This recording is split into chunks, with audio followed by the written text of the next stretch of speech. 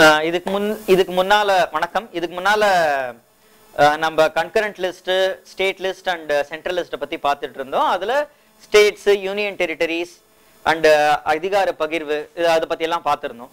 இப்போ அடுத்தது நம்ம வரக்கூடிய டாபிக் என்னன்னு பார்த்தீங்கன்னா theory of separation of powers, Montesquieu's தியரின்னு சொல்லுவாங்க. இது என்ன கான்செப்ட்னா, நம்ம 3 விஷயம் பார்த்தோம் இல்லையா, லெஜிஸ்லேட்டிவ், எக்ஸிக்யூட்டிவ், அதுக்கப்புறம் ஜுடிஷியரி அப்படின்னு. இந்த 3த்துக்கும் தனித்தனியா இருக்கணும் அதோட அதிகாரம், பவர்ஃபுல்லா. ஒன்னுத்தோட விஷயத்துல இன்னொன்னுத்துக்கு மூக்கு நுழைக்க கூடாது, அதோட இன்ஃப்ளூயன்ஸ் இருக்கக்கூடாது அப்படின்னுட்டு 3த்தையும் தனித்தனியா பிரிச்சு வச்சாங்க. இதை வந்து மாண்டஸ்கியூ தியரி அப்படிம்பாங்க. இந்த மாண்டஸ்கியூ தியரியை அடிப்படையா வச்சுதான் இந்த ஜுடிஷியரியா இருக்கட்டும், எக்ஸிக்யூட்டிவா இருக்கட்டும், லெஜிஸ்லேஷனா இருக்கட்டும், இதுக்கு தனித்தனி அதிகாரங்கள் உண்டு. அதுக்கான நியமனங்கள் எப்படி இருக்கும், இது மொத்தமும் உருவாச்சு. இதுல பாத்தீங்க அப்படின்னா பார்லிமெண்டரி செட்டப்னு ஒண்ணு இருக்கு, பிரசிடென்சியல் செட்டப்னு ஒண்ணு இருக்கு. பார்லிமெண்டரி செட்டப்னா நம்ம இந்தியாவில் இருக்க மாதிரின்னு வச்சுக்கோங்களேன். அதாவது ஒரு பிரைம் மினிஸ்டர் இருக்காரு, அந்த பிரைம் மினிஸ்டர் வந்து எப்படி வராரு அப்படின்னா மக்கள் தேர்ந்தெடுத்து மக்கள் பிரதிநிதியை அனுப்புறாங்க, எம்பின்னு. அந்த எம்பிக்கள் எல்லாம் சேர்ந்து எலெக்ட் பண்றவங்க தான் பிரைம் மினிஸ்டர். இதே நீங்க பிரசிடென்சியல் அப்படின்னு பாத்தீங்கன்னா, இந்தியாவிலேயே ஒரு பிரசிடென்ட் ஜனாதிபதி இருக்காரு. ஆனா யூஎஸ்ல பாத்தீங்கன்னா ஒரு டைரக்ட் எலெக்ஷன், பிரசிடென்டா யார் வரணும்னு நேரடியா அந்த குடிமக்கள் தேர்ந்தெடுக்கலாம் பிரசிடென்ட் எலெக்ஷன்ல. இப்ப சமீபத்துல இந்த ஒபாமாவதோ புஷ்தோ பாத்தீங்கன்னா மக்கள் வந்து இவர் தான் எங்களுடைய ஜனாதிபதியா வரணும்னு ஓட்டு போடலாம். ஆனா நாம ஓட்டு போட போகும்போது நம்ம இந்தியாவில் நீங்க கவனிச்சிருப்பீங்க, இவர் ஜனாதிபதியா வரணும், இவர் வந்து பிரைம் மினிஸ்டரா வரணும், நம்மளால ஓட்டு போட முடியாது. அந்த குறிப்பிட்ட கட்சிக்கு நீங்க ஓட்டு போடுவீங்க. அந்த கட்சியில யாரு நிறைய ஓட்டு வாங்கினாங்களோ அவங்க எம்பி ஆகி, இந்த எம்பிக்கள்லாம் சேர்ந்து நாங்க இவரை பிரைம் மினிஸ்டரா, பிரதம மந்திரியா கொண்டு வரோம் அப்படின்னு சொல்லி வாக்கெடுப்பு அந்த தீர்மானங்கள் பத்தி எல்லாம் பார்த்திருப்பீங்க. அவர் பிரைம் மினிஸ்டரா வருவாரு. இதுல இந்த பிரைம் மினிஸ்டர், அதுக்கு அடுத்தது இந்த அமைச்சர்கள், அப்புறம் எம்பில நாடாளுமன்ற உறுப்பினர்கள், இவங்களெல்லாம் சேர்ந்து ஒரு ராஜ்யசபை அப்படின்னு ஒண்ணு இருக்கும், ராஜ்யசபா. இவங்க எல்லாருமா சேர்ந்து உருவாக்குறவங்க. அண்டு கூட இருக்கிற இந்த மாநிலத்துல இருக்கிற இந்த எம்எல்ஏஸ், இவங்களோட ஓட்டு எல்லாமும் சேர்ந்து பிரசிடென்ட்ங்கிற ஒரு எலெக்ஷன் நடக்கும். அப்புறம் பாத்தீங்கன்னா கிட்டத்தட்ட இன்டைரக்டா, மறைமுகமா மக்களால் தேர்ந்தெடுக்கப்பட்டவர்கள், ஏன்னா மக்களுடைய பிரதிநிதியால தேர்ந்தெடுக்கப்படுபவர்கள், இன்டைரக்டா அவர் தான் பிரசிடென்டா வராரு. இப்போ இதுல பார்க்கும்போது நீங்க பிரசிடென்சியல் ரூல்ல டைரக்ட் எலெக்ஷனும், இதுல வந்து இன்டைரக்ட் எலெக்ஷனும் இருக்குது அப்படிங்கறத பாத்தீங்க.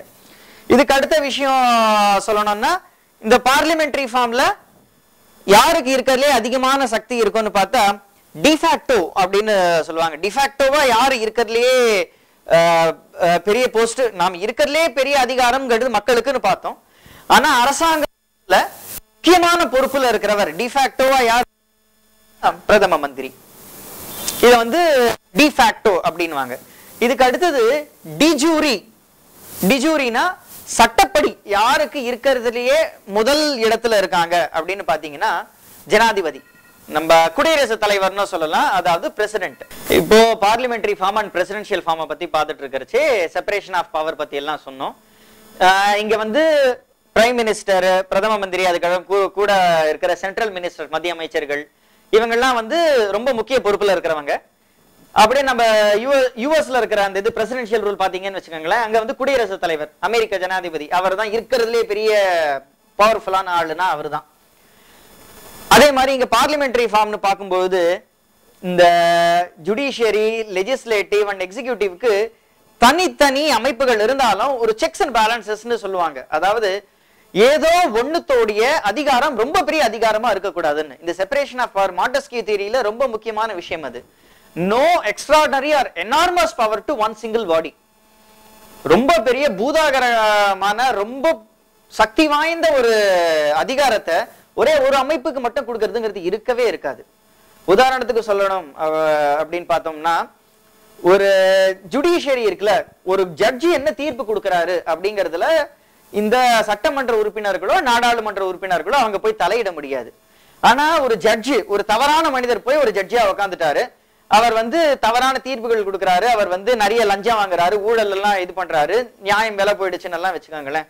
அப்போ இந்த நாடாளுமன்ற உறுப்பினர்கள் எல்லாம் சேர்ந்து இம்பீச் பண்ணலாம். அதாவது அவர்களுக்கு ஒரு ஜட்ஜா இருக்கிறதுக்கு, நீதிபதியா இருக்க தகுதி இல்லை, அவர் அந்த பதவியிலேருந்து எடுக்கணும், இம்பீச் பண்ணலாம். சமீபத்துல வெஸ்ட் பெங்கால்ல அந்த பிரச்சனை வந்து ஒரு வெஸ்ட் பெங்கால் ஜட்ஜி, ஹைகோர்ட் ஜட்ஜி வந்து அவருடைய மிகவும் மோசமாக செயல்பட்டார், அவரோட தீர்ப்புகள்லாம் தவறானதாக இருந்தது, நிறைய லஞ்சம் வாங்கினார்னுட்டு நாடாளுமன்றத்துல அவரை எதிர்த்து இம்பீச்மெண்ட் கொண்டு வரதா இருக்கிறச்சே சரி அந்த அவப்பெயர் வரக்கூடாதுன்னு அந்த ஜட்ஜே பதவியை ரிசைன் பண்ணிட்டு போயிட்டார். இந்த மாதிரியான ஒரு செக்ஸ் அண்ட் பேலன்சஸ் நம்ம இந்திய பார்லிமெண்டரி சிஸ்டம்ல இருக்குது. இதே அமெரிக்காவில் வந்து அது எந்த அளவுக்கு சாத்தியம்னு பாத்தீங்கன்னா அது கேள்விக்குறிதான். இப்படி ஒரு அமைப்பை பத்தி பார்த்தோம். இதுக்கு அடுத்தது பாத்தீங்கன்னா நம்ம பிரதம மந்திரியை கூட இப்ப ஒண்ணு கொண்டு வருதுன்னா, நான் பிரதம மந்திரி ஒரு விஷயத்த கொண்டு வந்துட்டேன் நான் சொன்னா நடக்கும்னு சொல்லிட முடியாது. ஒரு மத்திய அமைச்சரா இருந்தாலும் சரி, அதை வந்து ஒரு பில்லா எழுதணும், அந்த மசோதாவை சட்டமன்றத்துல பாராளுமன்றத்திலேயே கொண்டு வந்து வைக்கணும். அதுக்கு அடுத்தது வச்சதை வந்து எம்பிக்கள் இருக்கிற எம்பிக்கள் எல்லாம் அதுக்கு வந்து ஆதரவா வாக்களிக்கணும். குறைஞ்சபட்சம் ஒரு பாதியாவது வாக்குகள் இருக்கணும். அதாவது 173ங்கிறது பாதி, ஒரு 174 இருந்தது அப்படின்னா செல்லுபடி ஆயிடும் அந்த மசோதா. நமக்கு இப்போ சமீபத்துல கூட நிறைய இடங்கள்ல பார்த்திருப்பீங்க, கவர்மெண்ட் அரசாங்கங்கள்ல உருவாகும் போதே coalition government, minority government, full majority கவர்மெண்ட்டை பத்தி எல்லாம் நிறைய கேள்விப்பட்டிருப்பீங்க. உதாரணத்துக்கு ஒரு ஃபுல் மெஜாரிட்டி கவர்மெண்ட்னா பார்லிமெண்ட், இந்தியாவோட பாராளுமன்றத்தை பொறுத்தவரை குறைஞ்சது ஒரு 273 எம்பியோடைய ஆதரவாவது இருக்கணும். ஒரே கட்சியை சேர்ந்தவங்களா இருந்தாங்கன்னா அந்த கட்சி தனி பெரும்பான்மையோட ஆட்சி அமைச்சிடலாம். இதுக்கு வந்து தனி பெரும்பான்மைன்னு தமிழ்ல சொல்லுவோம், இதுக்கு வந்து ஃபுல் மெஜாரிட்டி அப்படின்னு இங்கிலீஷ்ல சொல்லுவாங்க. இத நோட் பண்ணிக்கணும்னு நினைக்கிறவங்க இதை கொஞ்சம் நோட் பண்ணிக்கோங்க. அதுக்கு அடுத்தது சொன்னீங்கன்னா கோயலேஷன் கவர்மெண்ட்னு ஒண்ணு உண்டு. இதுக்கு முன்னால இருந்த காங்கிரஸ் அரசு இருக்குல்ல, அது வந்து ஒரு நல்ல எக்ஸாம்பிளா அதுக்கு சொல்லலாம். என்னன்னு பாத்தீங்கன்னா நிறைய கட்சிகள் சேர்ந்து அவங்க மூலமா இந்த 273 அப்படிங்கிற அந்த நம்பரை தாண்டி ஆதரவை திரட்டுறது. அதுல என்னன்னா ஒரு முக்கியமான விஷயம் பாத்தீங்கன்னாக்கா, அந்த கோயலேஷன் கவர்மெண்ட்ல இருக்கிற அந்த மந்திரி சபை இருக்கும்ல, கேபினெட் மினிஸ்ட்ரி, அதுல எல்லா கட்சியில இருந்தும் உறுப்பினர்கள் இருப்பாங்க. இந்த பழைய காங்கிரஸ் கவர்மெண்ட்ல பாத்தீங்கன்னா நீங்க மம்தா பானர்ஜி, அவங்க திரிணாமுல் காங்கிரஸ் சேர்ந்தவங்க, அவங்க வந்து ரயில்வே மினிஸ்ட்ரியில இருந்தாங்க. அவங்க காங்கிரஸ் அவங்க காங்கிரஸ்ல அவங்க இல்லைனாலும் அவங்க ஒரு மத்திய அமைச்சரா இருந்தாங்க. இதுக்கு வந்து கோயலேஷன் கவர்மெண்ட்னு பேரு. எல்லா கட்சிகளும் சேர்ந்து ஒன்னா கூடி ஒரு அரசாங்கத்தை நடத்துறது. இது தவிர்த்து வேற என்ன இருக்குன்னு பாத்தீங்கன்னா மைனாரிட்டி கவர்மெண்ட்னு ஒண்ணு சொல்லலாம். மைனாரிட்டி கவர்மெண்ட் அப்படின்னு பாத்தீங்கன்னா உங்களுக்கு இப்ப இதுக்கு முன்னால இருந்த திமுக அரசாங்கத்தை சொல்லலாம். திமுக வந்து தமிழ்நாட்டுல வரும்பொழுது அதை வந்து பல சமயங்கள்ல கிண்டலே பண்ணிட்டு இருந்தாங்க. மைனாரிட்டி திமுகன்னு ஒரு பெரிய சர்ச்சை எல்லாம் உருவாச்சு. அதுல பிரச்சனை ஏன் இப்படி சொல்றாங்கன்னு, ஆனா அது மைனாரிட்டி திமுகன்னு சொல்லிட்டு இருந்தாங்க. காரணம் திமுகவால தனி பெரும்பான்மையால வரல, அவங்களுக்கு காங்கிரஸ் எம்எல்ஏக்களோட ஆதரவு தேவைப்பட்டது. ஆனா திமுகவுடைய மந்திரி சபைகள்ல காங்கிரஸ் சேர்ந்தவங்க யாராவது இருந்தாங்கன்னு பாத்தீங்கன்னா கிடையாது, திமுக மட்டுமே இருந்தாங்க. அதாவது திமுக தான் அரசு நடத்துது, காங்கிரஸ் வந்து அதை வெறும் ஆதரிச்சுது அந்த அரசாங்கம் நடப்பதற்கு. ஆனா காங்கிரஸ் அந்த அரசாங்கத்துல பங்கு பெறல, அது திமுக மட்டுமே மொத்தமா நடத்தக்கூடியது. இதுக்கு வந்து மைனாரிட்டி கவர்மெண்ட் அப்படின்னு சொல்லலாம். நம்ம இப்போ இந்த மாதிரியான செட்டப் வந்து பார்லிமெண்டரி ஃபார்ம் இதுல நம்ம இது பார்த்துட்டு இருந்தோம். இப்போ இதுக்கு அடுத்தது இந்த அரசாங்கங்கள் இருக்கிறச்சு, இந்த அரசாங்கங்கள் இயங்குறதுக்கு நம்ம கொள்கைகள் பாலிடிக்ஸ்ங்கிறத பத்தி பார்க்கும்போது முக்கியமான கொள்கைகள் எந்த அடிப்படையில எல்லாம் இயங்குறாங்க அப்படின்னு பார்த்தோம்னா, ரொம்ப முக்கியமான ஒரு விஷயம் சோசியலிசம். சோசியலிசம்னு ஒரு கான்செப்ட் ஒண்ணு இருக்குது, கம்யூனிசம்னு ஒரு கான்செப்ட் இருக்குது, நிறைய அரசியல் கொள்கைகள் இதெல்லாம். சோசியலிசம்னா என்ன? அதாவது நம்ம இந்தியன் கான்ஸ்டிடியூஷன் அரசியல் சட்டத்துல நோட் பண்ணிக்கோங்க, ஆர்டிகிள் 39A and B, 39 மன்னிக்கணும், ஆர்டிகிள் 39B, ஆர்டிகிள் 39C.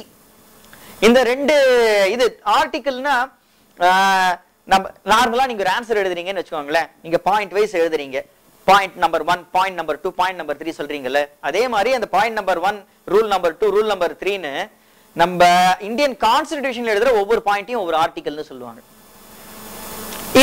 இதுல 39வது பாயிண்ட்ல அதுல ஒரு சப் பாயிண்ட் இருக்குது, B sub point, C sub point, அதுலதான் சோசியலிசம் வருது. இப்போ நம்ம கான்ஸ்டிடியூஷனை பத்தி பார்க்கும் பொழுது முக்கியமான சில டெர்மினாலஜிஸ் எல்லாம் நமக்கு தெரிய வேண்டி இருக்கு, நல்லா தெரிஞ்சு வச்சுக்க வேண்டி இருக்கு. உதாரணத்துக்கு சொல்லணும்னா சோசியலிசம் சோசியலிசம் அப்படின்னா என்னன்னா, அது நம்ம கான்ஸ்டிடியூஷனோட article 39C and 39B, B and C ரெண்டுத்துலயும் அதை கொண்டு வந்திருக்காங்க. சோசியலிசம்னா என்னன்னா, ரொம்ப சுருக்கமா சொல்லணும்னா எல்லாரும் எல்லாமும் பெற வேண்டும்.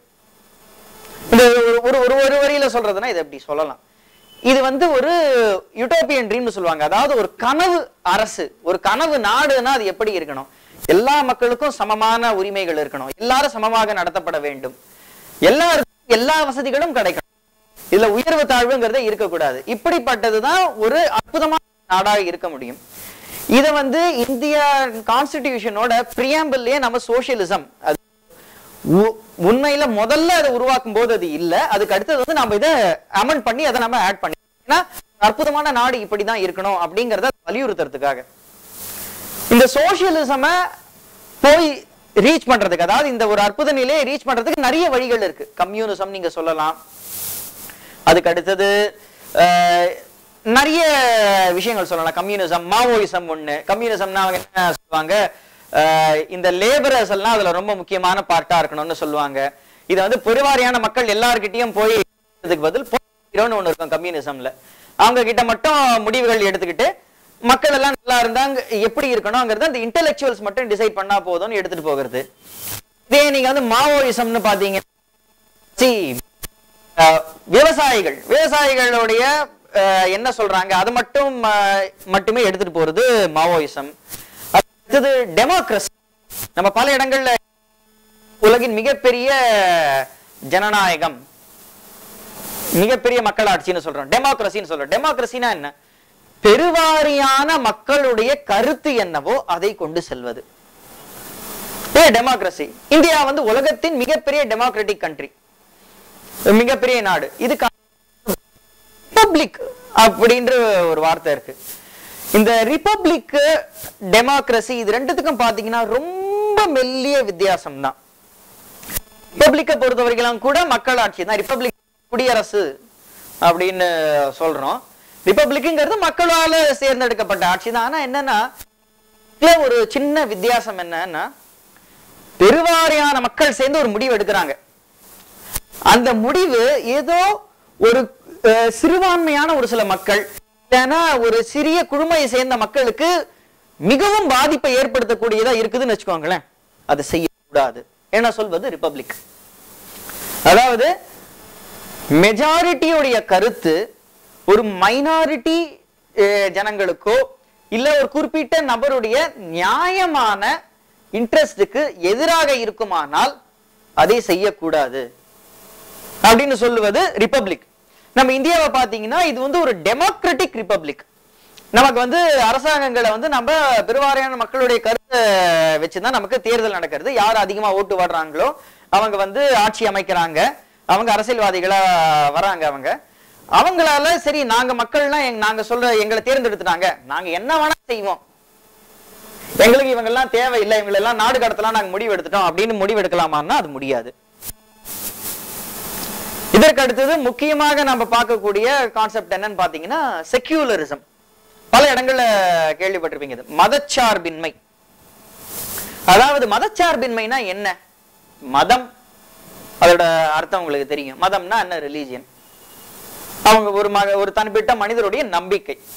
சார்புனா அதை தழுவி இருத்தல், ஏதாவது நடக்கிறது. மதச்சார்பு இன்மை அழகா வந்துருச்சு பாத்தீங்களா அர்த்தமே. அதாவது ஒரு அரசாங்கம்ங்கிறது ஏதோ ஒரு மதத்தை தழுவி அதனுடைய முடிவுகளை எடுக்காமல் இருப்பது. இன்னும் சுருங்க சொல்லணும்னா அரசாங்கம்ங்கிறது வேற, மதம்ங்கிறது வேற, ரெண்டுத்தையும் கலக்காதீங்க.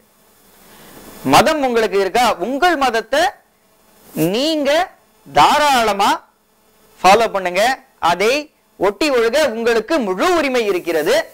ஆனால் அரசாங்கத்தால் அதை செய்ய முடியாது. சரி, அரசாங்கம் இப்போ மதத்தை மட்டுமே ஒட்டி இப்போ இது செய்ய முடியாது. சரி, நாத்திகம் ஒன்று அப்படின்னு ஒண்ணு இருக்கு. எல்லாரும் ஏத்திஸ்டிக்கா மட்டுமே இது பண்ணலாம், மதத்தை சார்ந்தவர்கள் கிடையாது, நாங்க நம்பிக்கை எங்களுக்கு கிடையாது, நாங்கள் நாத்திகர்கள் அப்படின்னு சொல்லிட்டு ஊர்ல கோவிலோ மசூதியோ சர்ச்சோ இருக்கவே பிடிச்சு தள்ளி அந்த அரசாங்கம் சொல்லாம அதுவும் கூடாது. ஏன்னா நாத்திகம் என்கிற கொள்கையும் அரசாங்கம் சார்ந்து இருக்க கூடாது. சுருங்க சொல்ல போனா என்பது ஒரு மனிதனின் தனிப்பட்ட மனிதனின் ஒரு ப்ராப்பர்ட்டின்னு வச்சுப்போமே, அவருடைய ஒரு பழக்கம்னு வச்சுப்போமே, அதுல அரசாங்கம் தலையிட போவதில்லை, அரசாங்கத்தை ஒட்டி எந்த முடிவும் எடுக்கக்கூடாது. இதுதான் செக்யூலரிசம், மதச்சார்பு. நம்ம இந்தியா வந்து அந்த பிரியாம்பிள் இந்தியா எப்படிப்பட்ட நாடாக நாம் இருக்க வேண்டும், we the people give to ourselves, நம்ம we the people of Indiaன்னு சொல்லக்கூடிய இந்த கான்ஸ்டிடியூஷன்ல என்னென்ன விஷயங்கள் நம்ம நாடு இருக்கணும் என்கிற அந்த பிரதிபலிப்பு அந்த பிரியாம்பிள்ல என்ன சொல்லி இருக்குன்னா, இந்தியா வந்து ஒரு sovereign socialistic secular democratic republic. அதாவது இங்க மதச்சார்பின்மை, ஒரு குறிப்பிட்ட மதத்துக்கு எந்த ஆதரவும் இருக்கக்கூடாது, அதை ஒட்டி ஒழுகக்கூடாது. இது சோசியலிஸ்டிக், அனைத்து சமுதாயத்தை சேர்ந்தவர்களும் அனைவருமே சமமாக நடத்தப்பட வேண்டும், அனைவருக்கும் மரியாதை கிடைக்க வேண்டும், அனைவருக்கும் நல்ல வாழ்க்கை வாழ என்ன உண்டோ அதை செய்ய வேண்டும். யாரும் உயர்ந்தவனும் கிடையாது, யாரும் தாழ்ந்தவனும் கிடையாது, யாரும் ராஜாவும் கிடையாது, அடிமைகள் கிடையாதுங்க. இதுக்கு அடுத்தது டெமோக்ராட்டிக், பெருவாரியான மக்கள் என்ன சொல்றாங்களோ அதை ஒட்டி ஒழுகி நாங்க வாழ போறோம், தான வழி, இந்த டெமோக்ரஸி வழியில போக போறோம். சரி, டெமோக்ரஸி என்பதனால் எல்லாத்தையுமே அப்படியே கண்மூடித்தனமா செய்வோம்னா இல்ல, நாங்க ரிப்பப்ளிக்கும் கூட நாங்க. அதனால யாராவது ஒருத்தருடைய நியாயமான வாழ்விற்கு தடையாக இருக்கும் என்றால் அதை செய்ய மாட்டோம். மூலமாக நாம் அடைவது, இதை நாம் எப்படி செயல்படுத்த போறோம்னா sovereignty, நமக்குன்னு ஒரு இறையாண்மை உண்டு. இந்தியா அரசாங்கத்துக்குன்னு நாம ஒரு முடிவு எடுத்தோம்னா, இந்தியா இதெல்லாம் முடிவு எடுக்க கூடாது, இது நீங்க செய்யக்கூடாதுன்னு தடுக்கிறதுக்கான அதிகாரம் கிடையாது. இதுதான் கான்ஸ்டிடியூஷனுடைய அடிப்படை.